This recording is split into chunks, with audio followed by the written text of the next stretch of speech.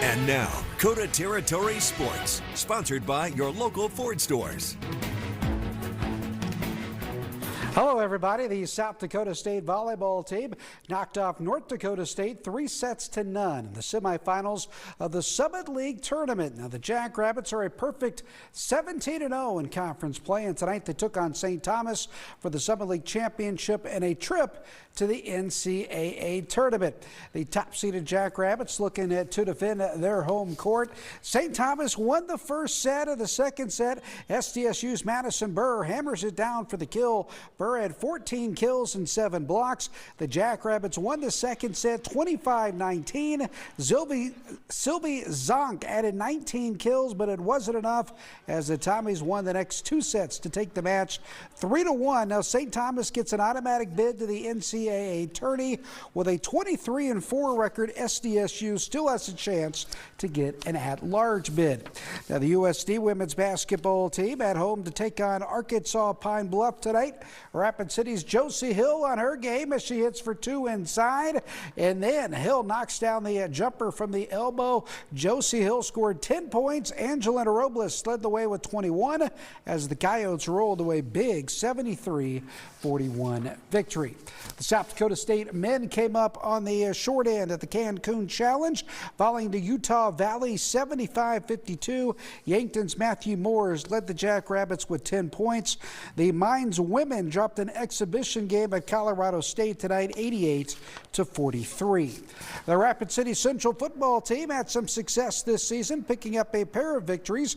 Cobbler running back Waylon Benbow earned first team All-State honors, as did defensive back Braden Jackson. Trajan and Anzi Weaver also picked up first team All-State honors. Central's Easton Graff and Troy Ketches were named honorable mention All-State. Now Benbow was a 2-time All-State selection. He racked up 906 all-purpose yards this season and scored 6 touchdowns, but he credits the big guys up front for his success. Definitely my teammates, because my offensive line, like against Stevens, they were cooking. I had a pretty good offensive game, but I couldn't have done it without them. And then defensively, same thing. My defensive line, my boy Easton, my other linebacker, we all just play really well together, and they helped me a lot with being successful. Putting in the work in the off season, making sure to stay in the weight room and, staying fast, eating the right things, putting the right stuff in your body, and then also just being not only physically prepared but mentally prepared to do what you need to do on Fridays. In the college football ranks, Black Hills State wide receiver TJ Chukara has been nominated for the Harlan Hill Trophy. The Harlan Hill is the equivalent of the Division II Heisman. Chukara led the country with 1,100 receiving yards and scored 16 touchdowns this season. South Dakota Mines defensive back Will Lester has also been nominated for the Harlan Hill. He had 1 interception and 1 fumble recovery this season. 36 players around the country have been nominated for the Harlan Hill Trophy. The winner will be announced on December 19th.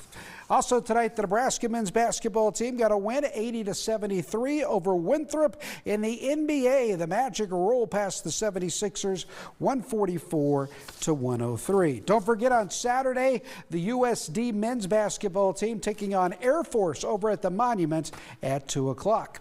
That's a look at sports.